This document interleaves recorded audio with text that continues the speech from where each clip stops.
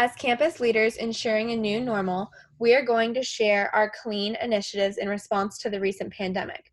We came together to create these initiatives to provide a low-risk campus environment that could exist after state and local executive orders have expired. We are Team B, and we are here to talk more about our plans. Everyone wants to get back to normal, but this is what normal looks like. Your normal might look like cheering on the Mustangs at a game in Ford Stadium with 32,000 seats, or a Moody Coliseum with 7,000 seats. The things that were once second nature to us, such as turning a doorknob or shaking someone's hand, are now being thought through. While it would be great, the chances of returning to normal seem slim over the next few years. Most likely, we will have to create a new normal. As of the 29th of April, coronavirus cases nationwide were 1.05 million and climbing. Furthermore, the number of deaths has surpassed 60,000. The United States has the most cases and the highest death rate in the world. This raises the question everyone is asking. Will everyday life ever be the same, or will there be a new normal? Tonight, we are covering universities. Campuses nationwide are struggling to decide what the fall semester will look like. There are no simple answers, but as campus leaders planning to ensure a new normal, we have worked hard to create the safest environment possible for students to continue their education. First, let's talk about doors. A study we read identified door handles on campus as a bottleneck of microbial contact for thousands of students daily. So the first part of our CLEANN initiative is to make the most used doors on campus hands-free. To do this, we propose installing step-and pulls, a solution that is easy to use and quick to implement. Once a step-and pull is installed, the user simply has to place their foot on top of the tray and pull it open. With a basic modification, any door can be opened hands-free. Our plan is to install 125 of these on the doors that are used by many different people throughout the day, including the entrances to academic buildings, libraries, dining halls, and the commons. This initiative may fall under the responsibilities of the Office of Facilities Planning and Management, or the equivalent at another university.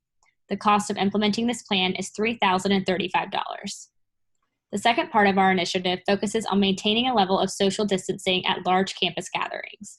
We propose implementing the use of spacers, like this one, to be placed in between groups at events. These spacers will be handed out to each party when they arrive at an event and will be placed on either side of a group after they take their seats. Businesses will have the opportunity to purchase a package of spacers for advertising or promotional messaging for the whole season of an event. The Office of Development and External Affairs will be responsible for pricing and selling the packages. This slide shows how the spacers would look at the bottom floor in McFarland Auditorium if this proposal were to go into effect. Guests would be seated in every other row to maintain distance, and spacers would be placed in between groups. We estimate that this plan has the potential to earn upwards of $9,000 in revenue. To promote buy-in from the SMU student community, we will partner with the Interfraternity Council for messaging to the student body. Chapters of IFC could post to their Instagrams about the CLEANN initiative. This partnership will support our goal of creating a healthier campus by using IFC's on-campus influence to promote branding and messaging. To further promote student buy-in, we will partner with SMU's Office of Community Health Promotion and Student Wellness Champions. We plan to promote a message of one healthy community that asks each Mustang to do their part in creating this new normal on campus. Creating our hashtag CLEANN, or campus leaders ensuring a new normal, can be used to post on social media to show support and spread the word. Students could also sign a pledge making a commitment to stay home when sick and receive a freebie in return. We would also utilize on-campus messaging systems to ensure every student is aware of CLEANN. Both our initiatives will be implemented during the summer of 2020. We will begin promotion for spacer advertisements on May 21. Companies will begin to buy advertisements over the summer so that everything is ready for the university's opening. We have also allotted time estimates for equipment orders and installation for the step-and pulls, which will take place from May 7th to July 4th.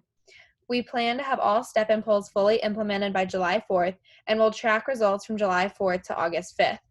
The fall semester begins August 24th and evaluation will continue.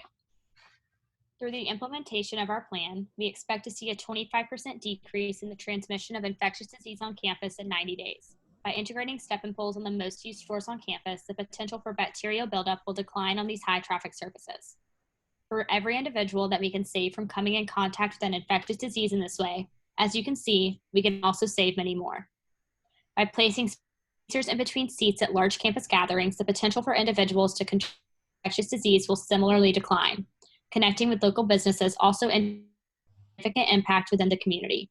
Using these partnerships to generate revenue will funding that can be recycled into the advancement of our CLEANN initiative. As a result, the spacers will not only contribute to decreasing the overall individuals to come in contact with bacteria, but they also provide a platform for connecting with community partners. To evaluate the progress of our CLEANN initiative, we will perform bacterial culture tests. First, the drawers will be swabbed and tested before they are made hands-free to establish a basis of comparison. The expectation is that these levels will decrease by at least 70%. To ensure that this is happening, surfaces will be swabbed and tested on a weekly basis. If bacteria levels have not decreased by at least 70%, procedures will be reevaluated and adjusted to meet this goal. Additionally, we intend to use the sustainability of our plan as a means of evaluating its success. If it becomes clear during this time that our efforts are not going to be sustainable in the first 90 days, we will reevaluate to ensure that our practices are successfully cultivating a healthier campus experience. Money saved from the reduction of 15 COVID-19 cases with the implementation of step-in polls totals $166,682. This is a conservative estimate and does not take into consideration the spacers or students signing the pledge to stay off campus when sick, so we predict this number to be much higher. However, even with $166,000 saved, this project more than pays for itself. So the question is, Mustangs, are you ready to be world changers and make SMU a clean campus?